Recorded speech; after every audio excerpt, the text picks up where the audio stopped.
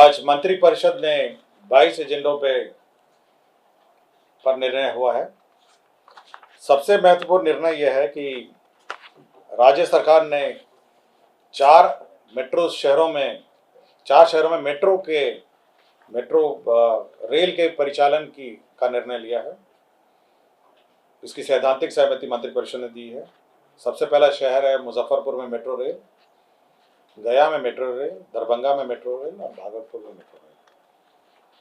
तो इसकी फीजिबिलिटी पहले स्टडी की जाएगी, उसके बाद डीपीआर बनाया जाएगा और उसके बाद इस पर इन चारों शहरों में मेट्रो रेल परिचालन का कार्रवाई आरंभ किया जाएगा। तो चार शहर हैं, चार महत्वपूर्ण शहर मुजफ्फरपुर, गया, दरभंगा और भागलपुर।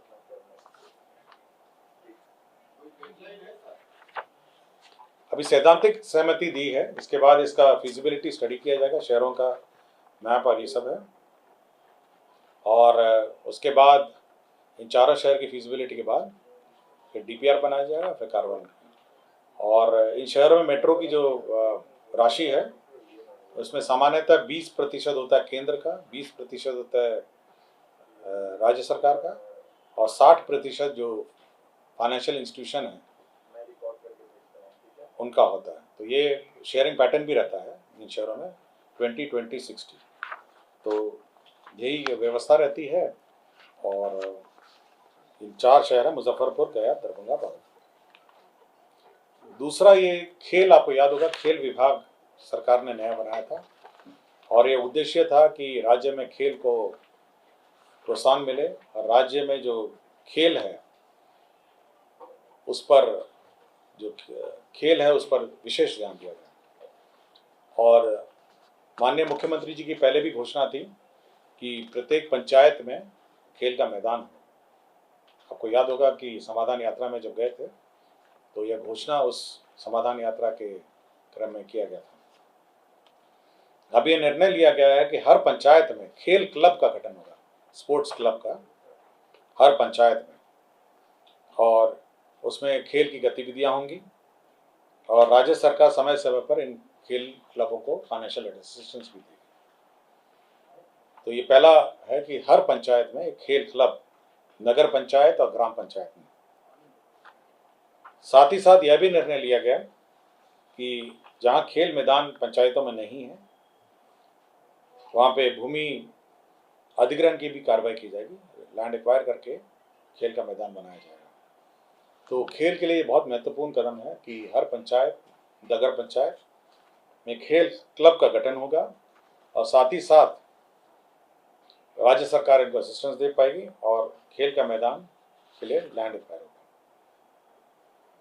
तीसरा है राज्य सरकार जो परीक्षाएं ली जाती हैं विभिन्न नौकरियों के लिए, आपका बीपीएससी है, कर्मचारी चयन आयोग है और जितनी भी आयोग हैं उसमें जो परीक्षाएं ली जाती हैं, यह निर्णय लिया गया कि यदि आयोग चाहे तो विभिन्न चरणों में परीक्षा ले सकते हैं। मतलब जैसे बहुत से बड़ी संख्या हो जाती है, लेकिन जो मुख्य परीक्षा होगी, जो मेन परीक्षा होगी, जो फाइनल कट ऑफ वाली परीक्षा होगी, वह पटना और इर्द गिर्द में होगा।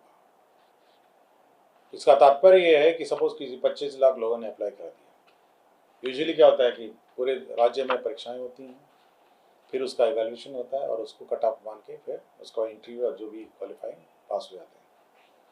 राज्य सरकार ने कहा है कि जहाँ पे इतनी बड़ी संख्या में लोग आते हैं तो पहले स्क्रीनिंग एग्जाम लिया जाए, प्रिलिमिनरी एग्जाम, उसका बाद मेंस एग्जाम जो यूजुअली है वो पटना के इर्द गिर्द लिया जाए। इससे क्या होता है कि एक तो परीक्षा पर नियंत्रण रहता है, परीक्षा पे कंट्रोल रहता है, और जो अन्य जो समस्याएं हैं परीक्षा से संबंधित पटना और पटना के इर्द गिर्द है वो नहीं होंगी। तो ये निर्णय लिया गया। दूसरा यह है कि परीक्षाएं अब ऑफलाइन के अलावा ऑनलाइन भी ली जा सकेंगी। तो ये दो परिवर्तन किए गए हैं कि परीक्षाएं 2 चरणों में ली जा सकती हैं और दूसरा ऑफलाइन की जगह ऑनलाइन भी किया जा सकता है। 2 मेन इसमें परिवर्तन किए गए। अभी तो ऑनलाइन नहीं है, अभी मतलब जो जितने कमीशन है अभी ऑनलाइन भी ले सकेंगे। ये अभी कमीशन पर निर्भर है प्रक्रिया क्या है, और विभाग से संपर्क भी करेंगे। ये परीक्षाएं ऑनलाइन ली जा सकती हैं, नहीं ली जा सकती हैं। हाँ मतलब ये आयोग पे निर्भर है ना, आफ्टर ऑल आयोग ही पर निर्भर है, आयोग ही निर्णय लेगी। बट ये इनेबलिंग क्लॉज है कि परीक्षाएं 2 चरण में ली जा सकती हैं, प्रिलिमिनरी और मेंस। बीपीएससी में तो होता ही है प्रिलिमिनरी और मेंस, बहुत सारी परीक्षाएं एक ही परीक्षाएं हैं। और अब संख्या इतनी बड़ी हो गई है कि कंट्रोल नहीं रहता है, कहीं जिले के कहीं पता नहीं कौन अनुमंडल में स्कूल में परीक्षा हो रहा है, तो पहले एक बार प्रिलिमिनरी होगा, उसके बाद मेंस होगा। मौसम को देखते हुए कृषि विभाग ने एक प्रस्ताव लाया है कि जो डीजल अनुदान है इसके भुगतान के संबंध में निर्णय लिया गया है कि 150 करोड़ की लागत पर डीजल अनुदान योजना लाया गया है। इसमें धान, मक्का, जूट, दलहन, तेलन, मौसमी सब्जी, औषधीय एवं सुगंधित पौधों की सिंचाई हेतु दिया जाएगा। इसमें धान है, मक्का है, जूट है, दलहन है, तेलन है, मौसमी सब्जी है, औषधीय और सुगंधित पौधे हैं। और डीजल अनुदान का रेट भी मैं बता देता हूँ, आप लोग पूछ नहीं रहे हैं फिर भी मैं बता रहा हूँ। यह है 75 रुपये प्रति लीटर होता है और 1 एकड़ में 10 लीटर का प्रावधान है, तो 750 हो गया। 8 एकड़ मैक्सिमम एरिया में दिया जाएगा। बिचड़ा के लिए 2 सिंचाई और फसल के लिए 3 सिंचाई, मैक्सिमम दोनों मिला के 5 हो गया। क्लियर हो गया, लिख लिया आपने। 75 रुपये है प्रति लीटर, 8 एकड़ प्रति एकड़, 8 एकड़ मैक्सिमम एरिया है और 1 एकड़ में 10 लीटर है।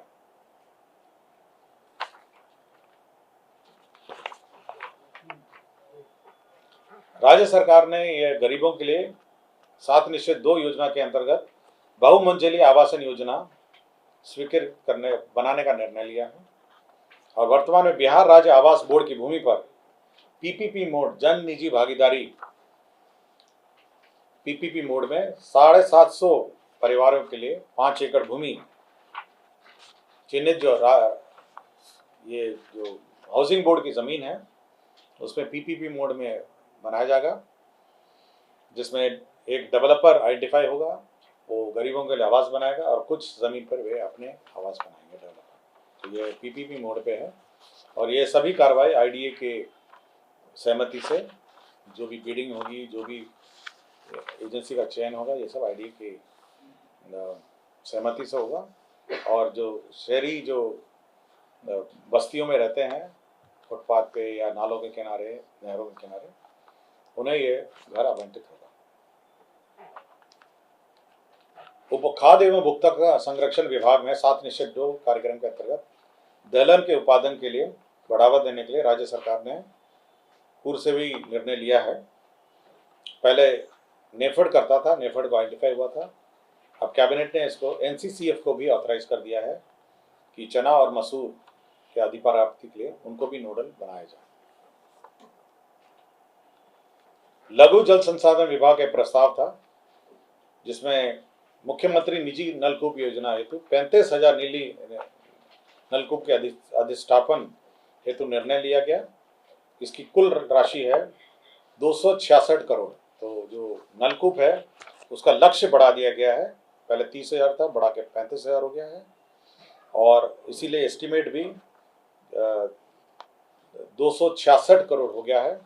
और साथ ही साथ यह भी निर्णय लिया गया कि पूर्व में जो 0.4 एकड़ भूमि वाले किसान मिलने में मुश्किल था, अब यह है कि जो इच्छुक किसान है, अगर उनके कमांड क्षेत्र में योग्य भूमि होगी तो उनको भी इसके लिए चिन्हित किया जाएगा और उनको भी यह लाभ दिया जाएगा।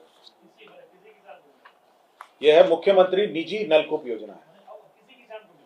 मतलब अगर उसके यहाँ कमांड एरिया में अगर ये जमीन होगी, मतलब जैसे किसान हो और अगल बगल बहुत सारी जमीनें हैं, तो उसको भी दिया जाएगा। 0.4 एकड़ से भी अगर कम होगा, उसका अपना कम होगा, बट कमांड एरिया में बहुत सारे किसानों की भूमि होगी तो इसको दिया जाएगा।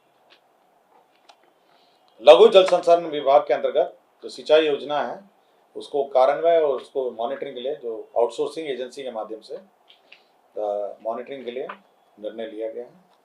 इसमें ग्रामीण कार्य विभाग द्वारा आउटसोर्सिंग के लिए कुछ पर्यवेक्षक लिए गए थे, उसी तर्ज पर अब लघु जल संसाधन विभाग भी इंजीनियर्स और सुपरवाइजर्स लेगा। वित्त विभाग में जो जीपीएफ का लिमिट, दो कैबिनेट नोट है वित्त विभाग के। एक है जो जीपीएफ का, आपको याद होगा कि 5 लाख का लिमिट निर्धारित किया गया था, अपर लिमिट। अब ये है कि अगर 22-23 में किसी ने, क्योंकि ये निर्णय दिसंबर 22-23 में हुआ था, अगर 22-23 में 5 लाख से ऊपर किसी ने जमा कर दिया है तो उसको भी सूद की राशि दी जाएगी 5 लाख से ऊपर की। लेकिन 23-24 में अगर किसी ने इस रूल को वायलेट करके 5 लाख से ऊपर अगर जमा कर दिया है तो वो राशि जो है, जो इतना राशि 5 लाख से ऊपर है, उसको वापस बिना सूद के कर दी जाएगी। साथ ही साथ इस वर्ष का यह नियम है कि जो लिमिट है, यह भी लिमिट है जीपीएफ में कि 6%, मिनिमम 6% आपको जीपीएफ में कटौती होनी चाहिए। लेकिन जीपीएफ अगर 6% भी 5 लाख से ऊपर अगर हो जाता है लिमिट, तो ये 6% का भी लिमिट शिथिल किया जाए। तो ये दो कैबिनेट नोट है, ये वित्त विभाग का कैबिनेट नोट है, जीपीएफ के अपर लिमिट का, और दूसरा है जो लोअर लिमिट है, तो वो जो 6% का लिमिट है उसको भी शिथिल कर दिया है। हाँ, 5 लाख की है, क्योंकि अगर 5 लाख अगर आपको 6% से नीचे हो जाएगा तो वो लिमिट भी शिथिल होगी। राज्य सरकार में जो नियमित कर्मी हैं उनको चिकित्सा, और उनके आश्रित हैं उनके चिकित्सा प्रतिपूर्ति दी जाती थी। पहले उनके जो पावर्स हैं वो रिवाइज कर दिए गए हैं कि किस स्तर पर वो काउंटर साइन होंगे और अप्रूव होंगे। तो 1 लाख तक सिविल सर्जन को दिया गया है, 1 लाख से 5 लाख, 1 लाख से 10 लाख तक जो प्रशासनिक विभाग उसको है, और 10 लाख से ऊपर है जो है आपका ये वित्त विभाग है। तो ये पावर्स चेंज हो गए, पहले 50,000 था लोएस्ट सिविल सर्जन का, उसको 1 लाख हो गया, 1 लाख से 10,000 है, 10 लाख हो गया ये प्रशासनिक विभाग, और 10 लाख से ऊपर हो गया है वित्त विभाग। खेल विभाग में 98 पद, जो नया डिपार्टमेंट बना है उसमें 98 पदों का सृजन हुआ। तो 98, क्योंकि नया डिपार्टमेंट है उसमें पद सृजन नहीं हुआ था, तो 98 पदों का सृजन हुआ है। बिहार उच्च न्यायिक सेवा में 140 पद हैं। ये पूर्व में ये 140 पद टेम्परेरी पद थे, बार बार एक्सटेंड होते थे। ये एडीजी स्तर के हैं और अन्य सब पद हैं, एडिशनल डिस्ट्रिक्ट जज के और सेशन जज के हैं। तो ये 140 पद जो हैं ये परमानेंटली अब गठन हो गए। बिहार वाहन चालक भर्ती एवं सेवा शर्त संशोधन नियमावली 2024 स्वीकृत हुआ है। इसे बेसिकली यह है कि जो आपका कन्फर्मेशन है उसके प्रावधान में संशोधन हुआ है। यदि नियुक्ति के 1 वर्ष बाद ये आपका कन्फर्मेशन होगा, अगर 1 साल में भी आपका संतोषजनक नहीं होगा तो 1 वर्ष और बढ़ाया जाएगा, और अगर उसके बाद संतोषजनक नहीं रहा तो सेवा समाप्त कर दिया जाएगा। बिहार व्यवहार न्यायालय अधिकारी कर्मचारी नियुक्ति प्रोन्नति स्थानांतरण सेवा शर्त नियमावली है। ये जो आपके सिविल कोर्ट्स हैं उसका जो सर्विस रूल्स हैं ऑन अपॉइंटमेंट, प्रमोशन एंड ये ट्रांसफ़र का, ये इसके बारे में हुआ है निर्णय। इसे मूल रूप से जो डिस्ट्रिक्ट जज है वो जो जैसे पटना है, पटना के जैसे हैं, as the convener of the centralised committee ex officer shall member of the said committee in addition to the chairperson of each zonal selection committee। तो बेसिकली कौन चेयरमैन रहेंगे और क्या कमेटी रहेगी, इसी पर इन्होंने संशोधन किया, और क्या सेंट्रलाइज कमेटी होगी इसका भी उन्होंने विस्तार से जानकारी दी। साइंस एंड टेक्नोलॉजी में जो राजकीय पॉलिटेक्निक संस्थाएं हैं 46, उसमें कंप्यूटर है, मशीन है, उपस्कर है इत्यादि के लिए 80 करोड़ का जो योजना है उससे सैंक्शन हुआ है। इसी तर्ज पर 38 जो इंजीनियरिंग कॉलेज है उसमें 68 करोड़ 54 लाख का फर्नीचर, कंप्यूटर, उपस्कर, ये सब मशीन है क्रय करने का निर्णय लिया है। 38। श्रम संसाधन विभाग में 285 पद हैं, जिसमें निम्न वर्गीय लिपिक हैं और उच्च वर्गीय लिपिक हैं। केवल इनका कार्यालय क्या होगा, मतलब इंटर कार्यालय इनका पद सृजन अमेंड किया गया। ये मुजफ्फरपुर थर्मल पावर, ये ऊर्जा विभाग का प्रस्ताव था। मुजफ्फरपुर थर्मल पावर में जो रिटायर्ड कर्मचारी हैं, जो एनटीपीसी में मुजफ्फर थर्मल पावर में के जो कर्मी हैं, तो रिटायर्ड कर्मी आपके एनटीपीसी में उन्होंने योगदान दिया है, तो उन्हीं के पेंशन लायबिलिटी भुगतान हेतु ट्रस्ट का गठन किया जाना था। इसमें जो वित्तीय बोर्ड का जो एग्जिस्टिंग ट्रस्ट है उसी के माध्यम से ये रिटायर ड्यूज दिया जाएगा, यही निर्णय लिया गया। ये अधिप्राप्ति का था, जो आपका खरीफ और रबी का अधिप्राप्ति है। इसमें 12,000 करोड़ का ऋण लिया जाना है। इसमें गवर्नमेंट गारंटी राज्य सरकार ने दिया है। ये विभिन्न बैंक से लिया जाएगा। ये 12,000 करोड़ का ऋण।